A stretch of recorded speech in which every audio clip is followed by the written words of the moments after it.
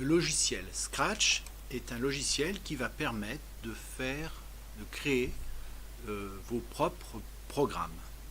Alors on va l'utiliser en ligne et donc on ouvre un navigateur, on tape Scratch.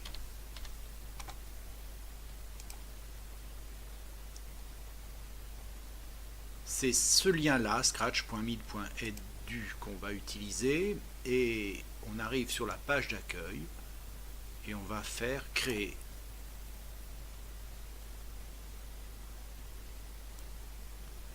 Il y a déjà un petit tutoriel d'installer, on va le fermer et donc pour résumer, on trouve plusieurs parties.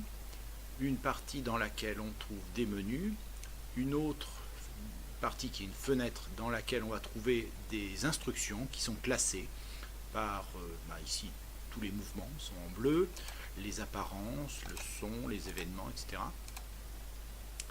Ici c'est une fenêtre où on va voir le résultat. Pour l'instant il y a un petit dessin qui s'appelle un sprite, c'est un petit chat qui est le logo de Scratch. Et puis cette fenêtre que l'on verra par la suite.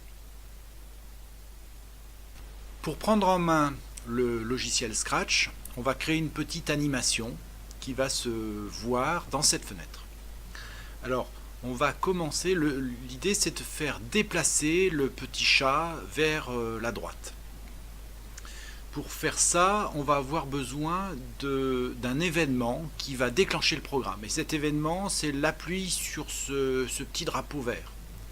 Alors on va dans les instructions événements, c'est en jaune, et puis on va faire glisser vers la fenêtre centrale l'instruction quand le drapeau vert est cliqué. Donc cette partie, ce programme va s'exécuter lorsque on cliquera sur le petit drapeau vert. Alors on veut faire un déplacement, donc on va aller chercher dans les instructions mouvement et on fait glisser à nouveau une instruction avancée de 10 pas. Pour que les deux instructions fassent un programme, je vais les relier, les coller ensemble, et quand on les fait glisser l'une vers l'autre et que l'on lâche, eh bien elles se collent et on a un petit programme. On va tester ce programme dans la fenêtre ici et on va cliquer sur le petit drapeau vert. Normalement le chat devrait se déplacer. Voilà qui est fait. On va modifier ce programme pour le rendre un peu plus intéressant, un peu plus interactif. On voudrait que le chat puisse poser des questions et que l'on puisse répondre à ces questions. Alors, on va chercher dans les instructions liées à l'apparence une instruction qui est la suivante: dire bonjour pendant 2 secondes. On la colle au programme déjà écrit et puis on va remplacer bonjour par salut les amis. Voilà, donc ça va s'afficher pendant 2 secondes. On va tester. Voilà, la bulle est restée pendant 2 secondes et puis le chat, on a bien vu qu'il avait avancé. On souhaite maintenant que le chat nous pose une question, nous demande notre nom et qu'on puisse le rentrer en information. Alors, on va aller chercher une instruction qui se trouve qui est regroupée dans les instructions capteurs.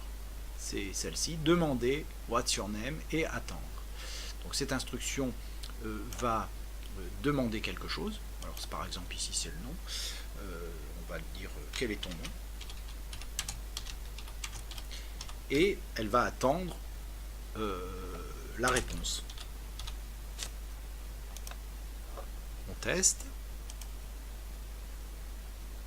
Voilà apparaître un petit rectangle pour donner la réponse. On va donner une réponse. On fait entrer, on clique et il ne se passe plus rien. On voudrait en fait que cette réponse nous réapparaisse. On voudrait que le chat puisse redire la réponse qu'on a fournie au clavier. Alors cette réponse, elle n'est pas perdue. Elle se trouve en mémoire dans l'ordinateur. Elle se trouve dans une variable qui va contenir cette réponse. Cette variable, elle a comme nom réponse. Donc ce qu'on a rentré au clavier va se trouver dans cette variable. Alors cette variable, elle ne peut pas se mettre dans le programme tout de suite, on va la faire afficher, donc on revient dans Apparence, on va réutiliser l'instruction qu'on avait utilisée qui nous avait permis de dire salut les amis pendant 2 secondes, on va la rajouter et on va mettre, au lieu de dire bonjour, le chat il va donner la réponse qu'on lui a fournie au clavier. On va tester ça. Voilà, il demande, on lui répond et il nous fournit la réponse qu'on a donnée.